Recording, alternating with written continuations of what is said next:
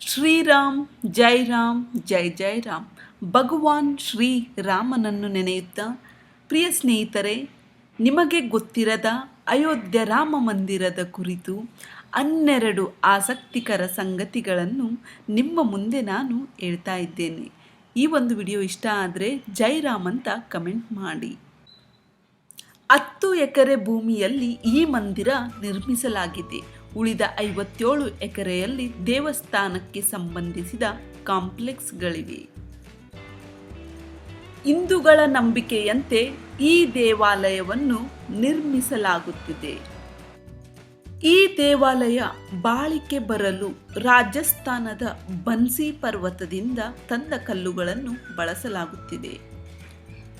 ಪ್ರಮುಖ ದೇವಾಲಯದ ಸುತ್ತ 4 ದೇವಾಲಯಗಳಿವೆ.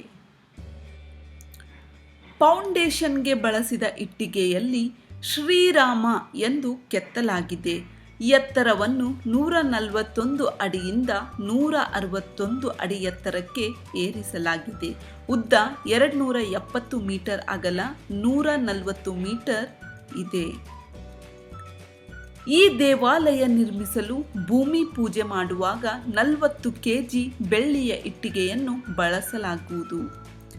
ಈ ದೇವಾಲಯ ನಿರ್ಮಿಸುವಾಗ 2000 ಧಾರ್ಮಿಕ ಸ್ಥಳಗಳಿಂದ ಮಣ್ಣು, 100 ಪುಣ್ಯ ನದಿಗಳಿಂದ ನೀರನ್ನು ತಂದು ಬಳಸಲಾಯಿತು.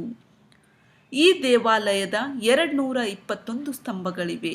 ಪ್ರತಿಯೊಂದು ಕಂಬದಲ್ಲಿ 12 ದೇವತೆಗಳ ಚಿತ್ರವನ್ನು ಕೆತ್ತಲಾಗಿದೆ. ಒಂದೇ ಬಾರಿಗೆ 10,000 ಭಕ್ತಾದಿಗಳು ಒಂದೇ ಬಾರಿಗೆ ದೇವರ ದರ್ಶನವನ್ನು ಪಡೆಯಬಹುದು. ಭೂಕಂಪನ ಸಂಭವಿಸಿದರೂ ಈ ದೇವಾಲಯಕ್ಕೆ ಅಷ್ಟು ಬೇಗ ಏನೂ ಆಗುವುದಿಲ್ಲ. ಭೂಕಂಪದ ತೀವ್ರತೆ ರಿಕ್ಟರ್ ಮಾಪಕದಲ್ಲಿ 8 ರಿಂದ 10 ಇದ್ದರೂ ಈ ದೇವಾಲಯಕ್ಕೆ ಏನೂ ಆಗುವುದಿಲ್ಲ. ಈ ದೇವಾಲಯವನ್ನು ನಾಗರ ಶೈಲಿಯಲ್ಲಿ ಕಟ್ಟಲಾಗಿದೆ. ಈ ದೇವಾಲಯವನ್ನು ವಾಸ್ತುಶಾಸ್ತ್ರದ ಪ್ರಕಾರ ಕಟ್ಟಲಾಗಿದೆ. ಅಯೋಧ್ಯ ರೈಲ್ವೆ ಸ್ಟೇಷನ್ ಅನ್ನು ಶ್ರೀರಾಮ ಮಂದಿರದಂತೆಯೇ ವಿನ್ಯಾಸಗೊಳಿಸಲಾಗಿರುವುದು ಇಲ್ಲಿಯ ವಿಶೇಷಗಳಲ್ಲಿ ಒಂದು. ಪ್ರಿಯ ಸ್ನೇಹಿತರೆ, ಈ ಒಂದು ಆಸಕ್ತಿಕರ ವಿಷಯಗಳು, ಸಂಗತಿಗಳು ನಿಮಗೆ ಇಷ್ಟ ಆದರೆ ಜೈ ಶ್ರೀರಾಮ್ ಜೈ ಜೈ ರಾಮ್ ಅಂತ ಕಮೆಂಟ್ ಬಾಕ್ಸಲ್ಲಿ ಕಮೆಂಟ್ ಮಾಡಿ.